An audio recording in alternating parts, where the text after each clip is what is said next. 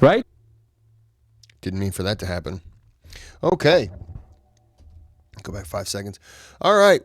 Hello, everyone. Welcome back to the channel. I'm Kris, or welcome if you're new. I'm glitching a little bit. Let's see if we can fix it.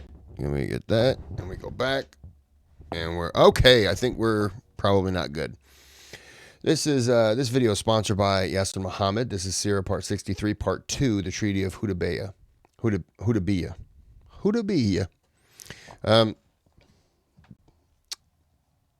Just as a side note, my car's dead. My transmission went out.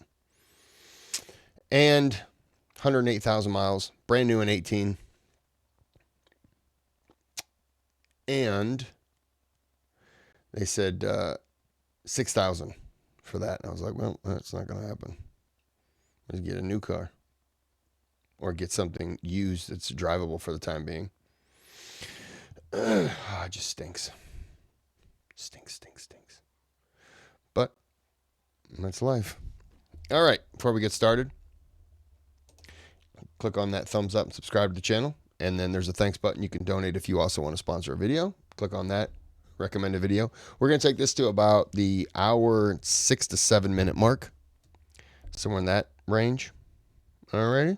Okay. Here we go. What did he say at the beginning? Who are these people?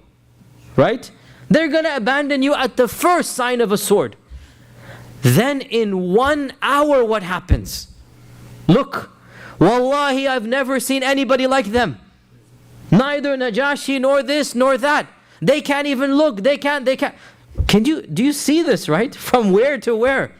And words fail, all of us, to talk about that change in Urwa. 1 hour to see the Sahaba and how they interacted with the Prophet ﷺ converts Urwa into a believer of the Sahaba. Think about that, right? From coming from his Jahili mind, and he doesn't see beyond Islam, and he's like, who are these people? How would they fight you? Then he goes back and he says to the Quraysh, I have never seen a group that respect and love their leader more than the Sahaba love the Prophet ﷺ. And then he goes on and he says, and I have measured them for you. I have absorbed them for you. So know that if you wish the sword, they will give you what you wish. Now, subhanAllah, look again the change. He's telling the Prophet ﷺ that you better be careful because these people are never going to fight for you. Right? Now when he goes back to the Quraysh, without the Prophet ﷺ opening his mouth to defend the Sahaba, to see someone as soft as Abu Bakr utter a vile curse, to see his own nephew take the sword or take the sword and literally poke him so many times, and then say, I will cut your hand off if you dare touch the beard of the Prophet ﷺ. To see the Sahaba in this manner, he comes back a convert, not yet to Islam. That's going to come.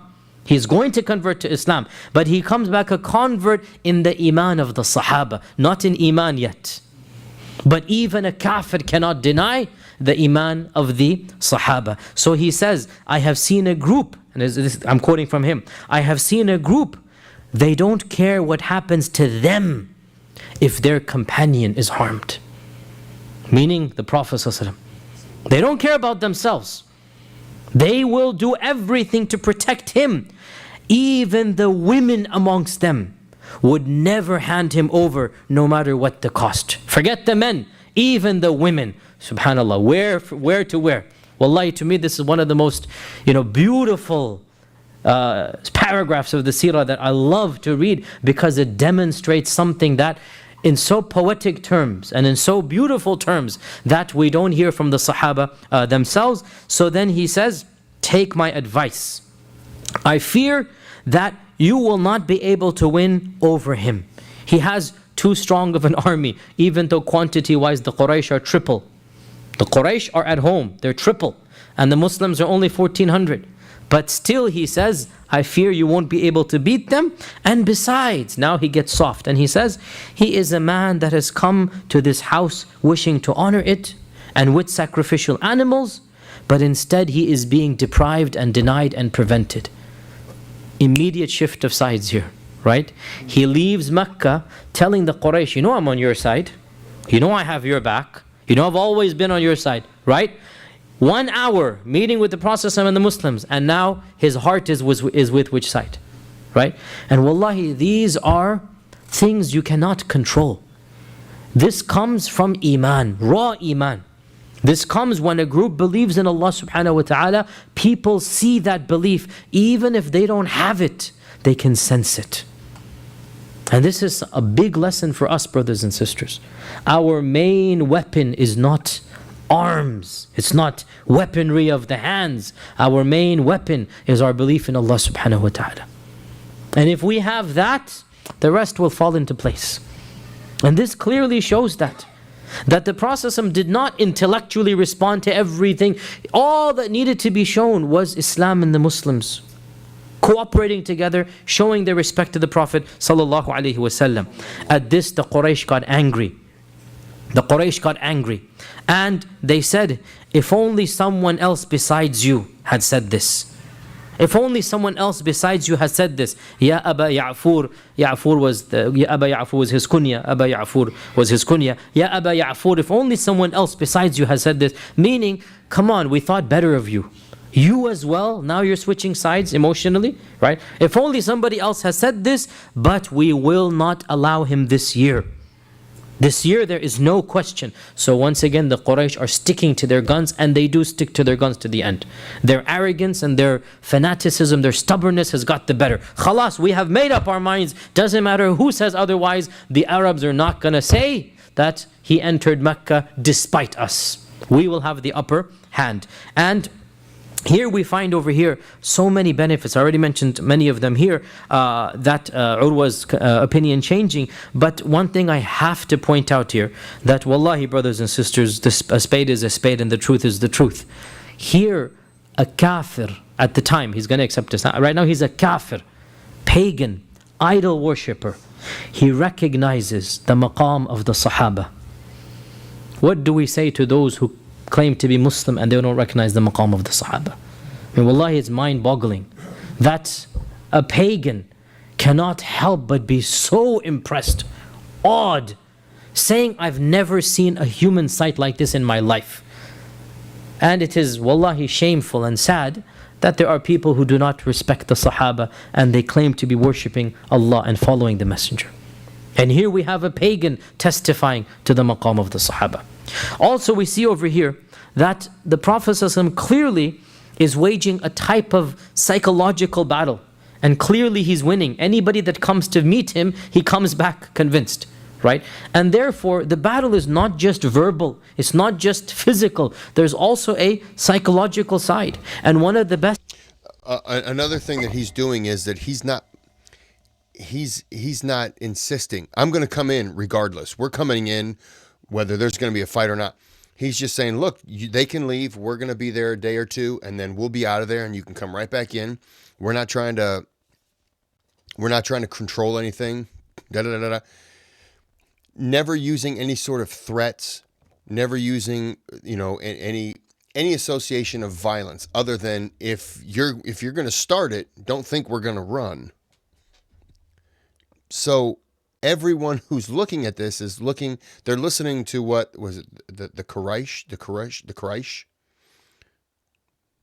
I know I'm saying it wrong, but they're listening to what they're saying. No, he can't come in. And then they're going to listen to Muhammad, and he's just like, no, we would like to come in, but we want to be fair and equal to everybody. You listen to two different ways and you're going to start thinking, man, this side's being overly aggressive for like no reason. And this side, to be fair, does deserve the right to come in.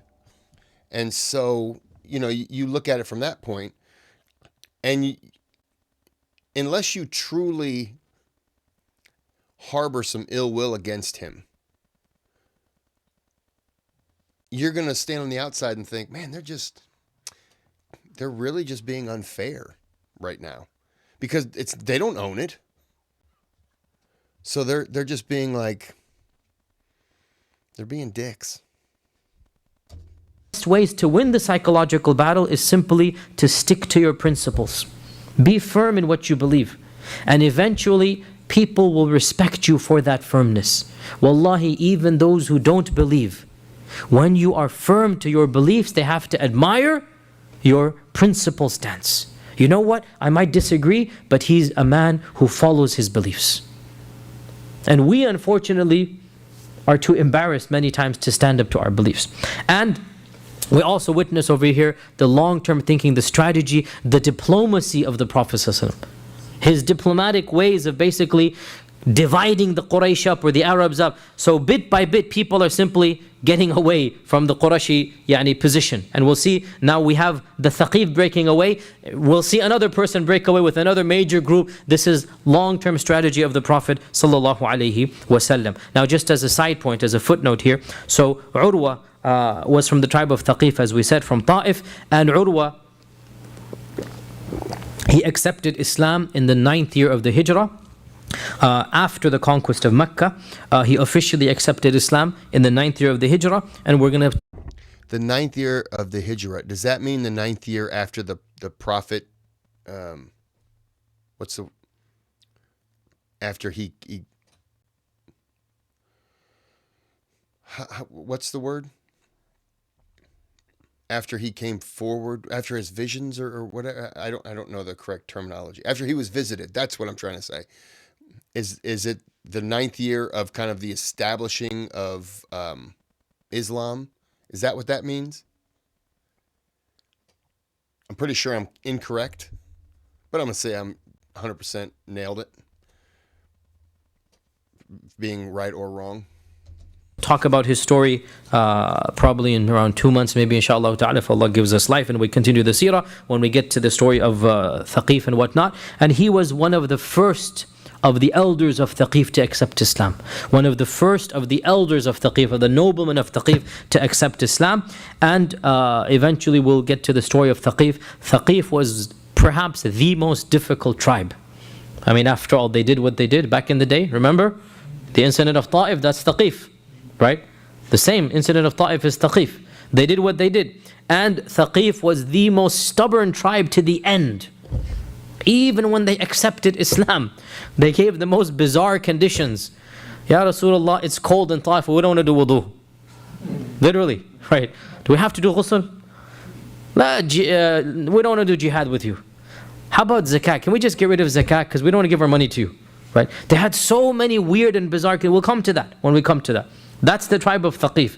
That even when they reluctantly embraced, they had all of these bizarre conditions. So this is from the tribe of Thaqif, and Urwa eventually accepted Islam. He was the first of the elders of Thaqif to accept Islam, and he traveled to Medina in the 9th year of the Hijrah to embrace Islam at the hands of the Prophet ﷺ, to announce his Islam. And the Prophet ﷺ told him that inni akhsha alayk, I'm scared for you. That your people, I know your people basically, I'm scared when you go back, what's going to happen to you?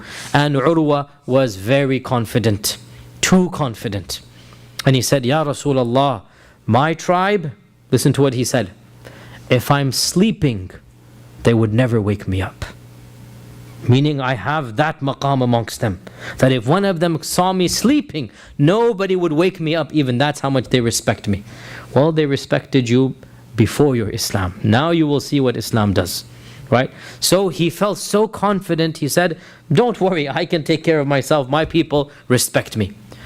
The Prophet ﷺ knows what happens when you start giving da'wah to Islam. The Prophet ﷺ was more respected amongst the Quraysh than Urwa was amongst the Thaqif. Right? But he insisted, I want to go back, I want to go back. So the Prophet let him go back. Okay, you want to go back, go back. And he returns to his people and he begins preaching Islam to them, and he hears from them the shatam and the sab and the vulgarity and the cursing that he could never imagine his own people do to him. And so he goes back to his house saddened and distressed and spends the night there. The first night he comes back, and the next morning it's Fajr time, so he goes on the roof, he gives the adhan and he starts praying. And when somebody sees him pray, takes a bow and arrow and shoots him right then and there on the top of his roof.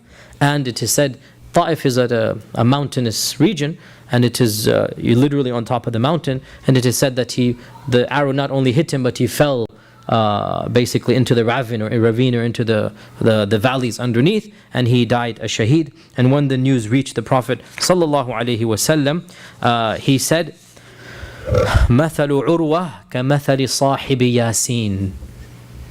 مثل عروة كمثل صاحب ياسين. Urwa is like the one of Yasin, meaning Surah Yasin. What is this? You all understand? Or the one وجاء من أقصى مدينة رجل يسعى قال يا قوم اتبعوا المرسلين اتبعوا من لا يسألكم أجرا مهتدون. Right? And then they killed him.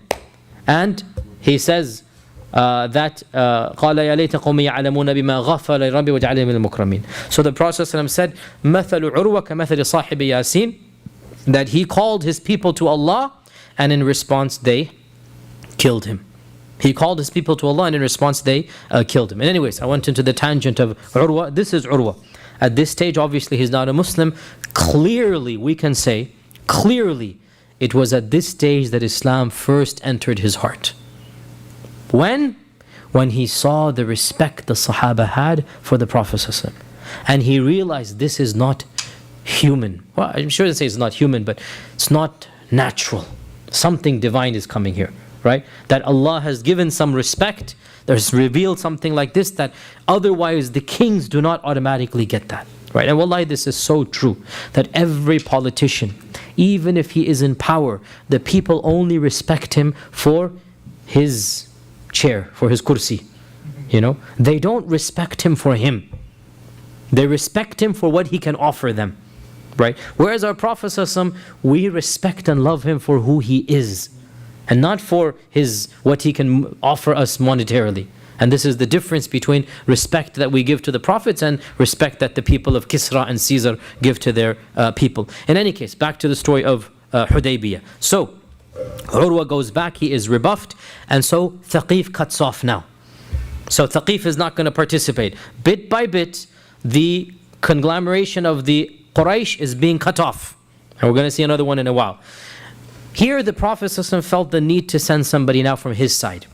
And so he decided to go with somebody who is not from the Quraysh and not from the Ansar either, somebody who's one of the other tribes, and he chose a Sahabi by the name of Khirash ibn Umayyah from the tribe of Khuza'a. He wasn't from the Aws or the Khazraj, he was not from the Quraysh or the Muhajirun, he was from the tribe of Khuza'a. Why did he choose him? I tried my best to look up what is the... Okay, sorry about that. Just got a lot of text messages coming through. Okay.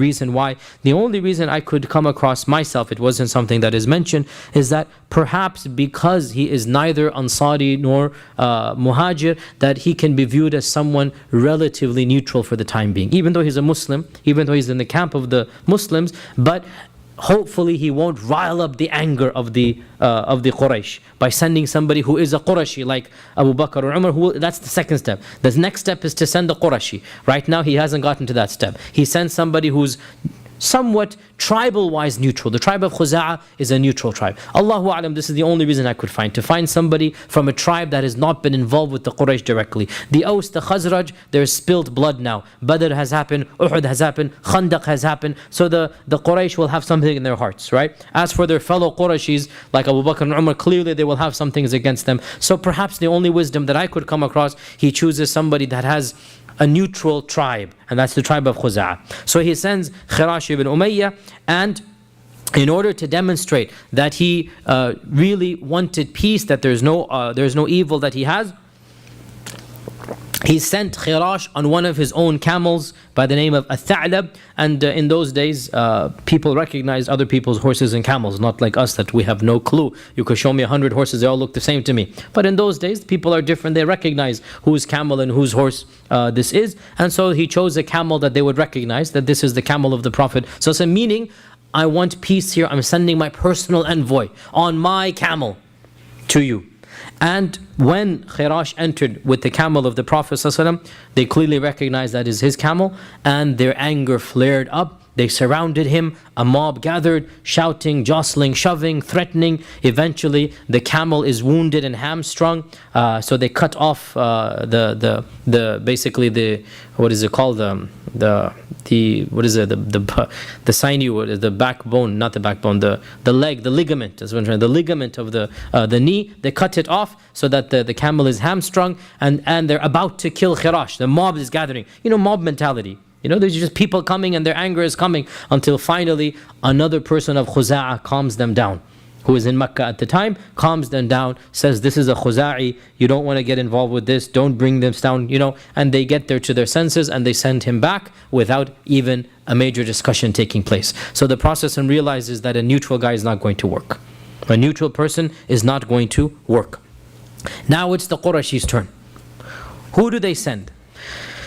It appears as somebody else volunteered, just like Urwa from Thaqif volunteered. So now we have another person volunteering, and this person, his name is Al-Hulays ibn Alqama from the tribe of Kinana, Al-Kinani, from the tribe of Kinana. And Kinana was the largest tribe in the surrounding areas outside of Mecca, and these tribes, they were generally called Al-Ahabish. We've talked about Al-Ahabish in the Battle of Ahzab, when the bulk of the army were from the Ahabish, not Habashi, Ahabish. And Ahabish, they are basically the name given to the tribes around Mecca. And the biggest of them is Kinana. So, Al-Hulays ibn Alqama from the tribe of Kinana, he volunteers. Because again, other tribes are getting involved now. This is a major issue. Why is this a major issue? Not only is the past tension, but there is a theological issue involved that the Quraysh are preventing a group coming to Mecca. And this is a very big deal, because the Quraysh are not allowed to prevent people coming to Mecca. And this is going to cause a scandal either way.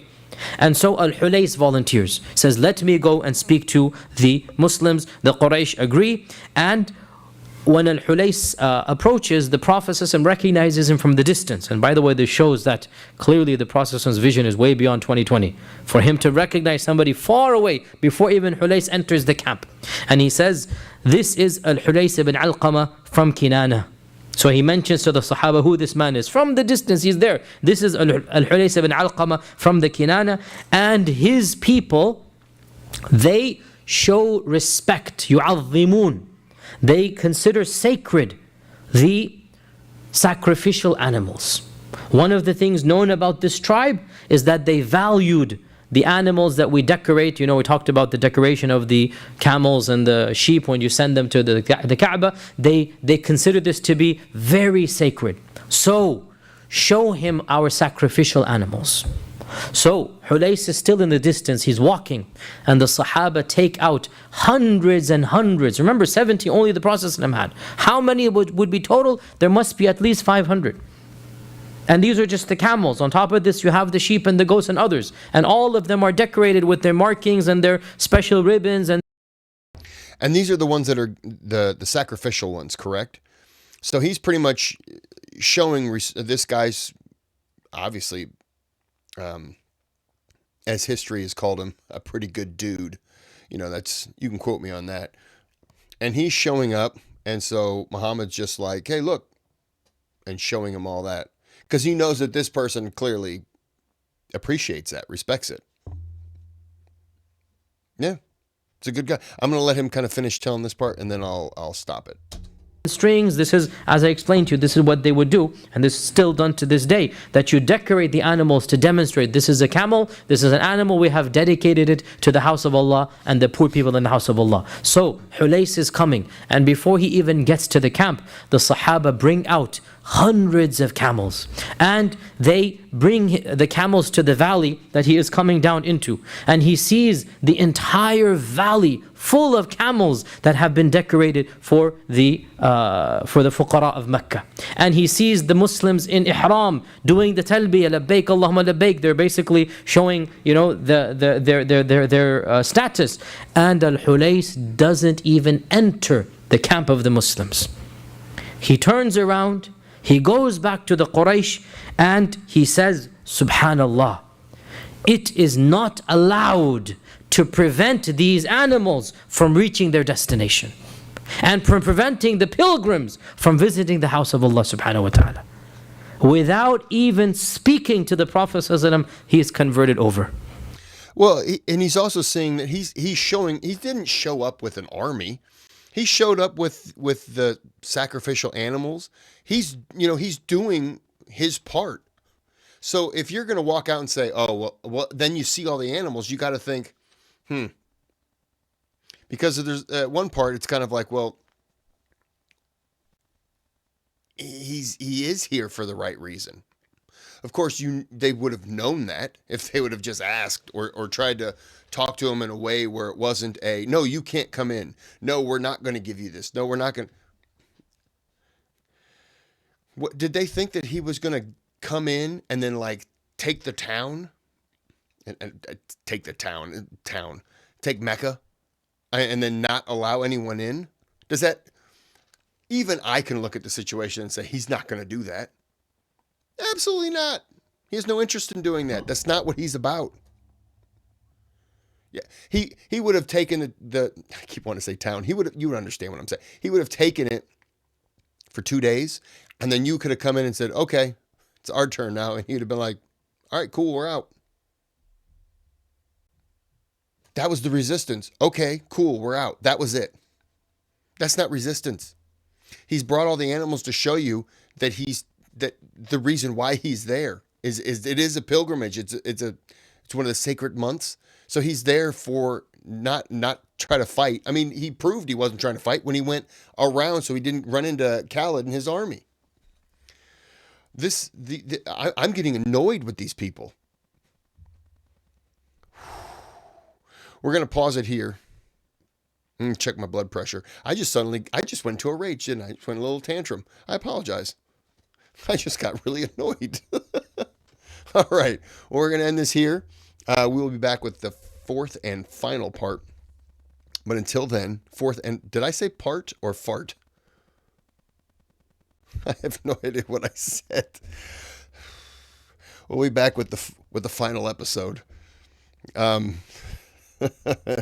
Until then, have a good day. Have a good night.